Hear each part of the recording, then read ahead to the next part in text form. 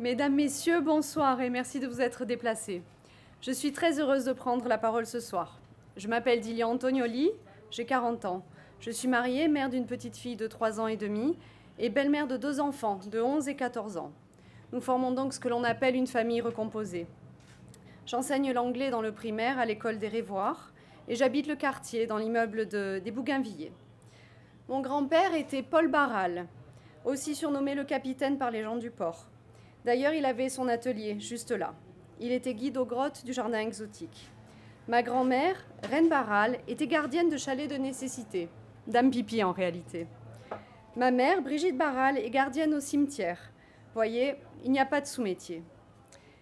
J'ai vécu en Bretagne, à Mulhouse, aux États-Unis et plusieurs années à Londres, où j'ai étudié et travaillé, et où j'ai pu apprécier ce qu'il se passait, mais je suis toujours revenue et j'ai pu constater combien nous avons de la chance d'être monégasques à Monaco. J'ai souvent changé d'emploi, secrétaire au lycée Albert Ier, attachée au département des affaires sociales et de la santé auprès de notre bien regretté Denis Ravera, puis à la division marketing du service des timbres, et enfin avec les tout-petits à l'école des Révoirs. Je connais donc bien l'administration, son fonctionnement et les gens qui y travaillent.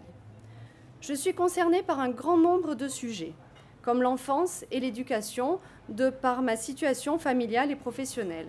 Alors, lorsque j'ai rencontré Laurent Nouvion, j'ai réalisé que j'avais envie d'apporter à notre principauté, dont je suis si fière, mon expérience de vie, de m'en servir pour vous servir. Pour que nos jeunes enfants s'épanouissent et grandissent en toute sérénité, qu'ils profitent pleinement de notre excellent système scolaire. Pour que nos adolescents ne terminent pas dans des classes surchargées et bondées et que l'accès aux loisirs leur soit facilité. Pour que nos étudiants ne se sentent plus obligés d'exercer leur talent à l'étranger, mais qu'ils trouvent un emploi à la hauteur de leur diplôme, ici, à Monaco. Pour que les jeunes mamans se sentent épaulées durant les mois, voire les années qu'elles consacrent à leurs enfants. Pour que les familles recomposées soient reconnues par l'administration et logées correctement. Il y a bien d'autres raisons encore qui m'ont conduite à rejoindre la liste d'Union nationale pour les Monégasques, Horizon Monaco.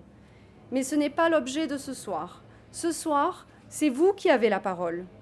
Je vous souhaite une bonne réunion et je vous remercie beaucoup.